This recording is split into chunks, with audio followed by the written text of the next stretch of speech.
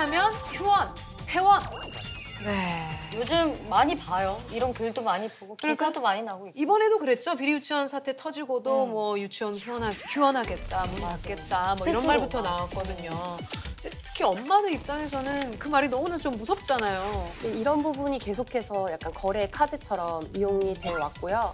이번에 종합대책을 발표하면서 이제 이렇게 하지 못하도록 교육감이 직권으로 운영 개시를 할 수 명령하도록 하는 권한을 법 제도적으로 도입하겠다 발표하셨는데 너무 늦었다고 생각합니다. 그러니까 이게 유아교육이 단순히 아이들을 돌보는 문제를 넘어서서 부모 노동의 문제하고 직결이 되거든요. 약간 치킨 게임 같은 거거든요. 끝까지 가면 결국에 우리가 이긴다. 그래서 그럴 때 경고적으로 절대 안 된다는 무관용 원칙이 필요한데 이제까지는 그렇지 않았고 지금도 계속해서 그런 움직임이 있습니다. 네.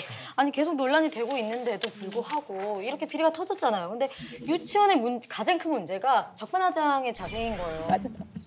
저는 이제 이런 적반하장식 태도나 이런 것들이 계속 반복적으로 이루어지는 이유는 그동안 이제 이런 문제를 대응하는 정부라든가 정치 영역에 해당하는 분들이 애매하게 되어왔기 때문에 문제라고 생각해요. 어린이집은 보건복지부 소속이거든요. 근데 유치원은 교육부 소속입니다. 네. 그러면 이제 유치원은 공교육의 영역에 있다고 봐야 돼요. 그런데 초, 중, 고등학교가 이런 행동을 못 하거든요. 못하죠. 아무리 사립학교라 할지라도. 그렇죠. 유치원은 왜 이게 가능한가에 대해서 검토해볼 필요가 있고 더 이상 이렇게 밀어두고 자꾸 이렇게 눈치 보고 이런 방식이 아니라 필요하다면 강력한 조치를 취해야 된다고 생각합니다. 그런데 문제는 뭐냐면은 회계 부정이 이번 사건의 핵심 아닙니까?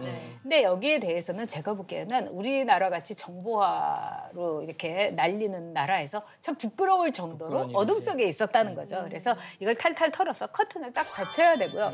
두 번째는 사립 유치원 교사들에 대한 처우에 대해서는 국가가 지원을 좀 더 해줄 필요가 있습니다. 우리 평교사 선생님들. 그렇습니다.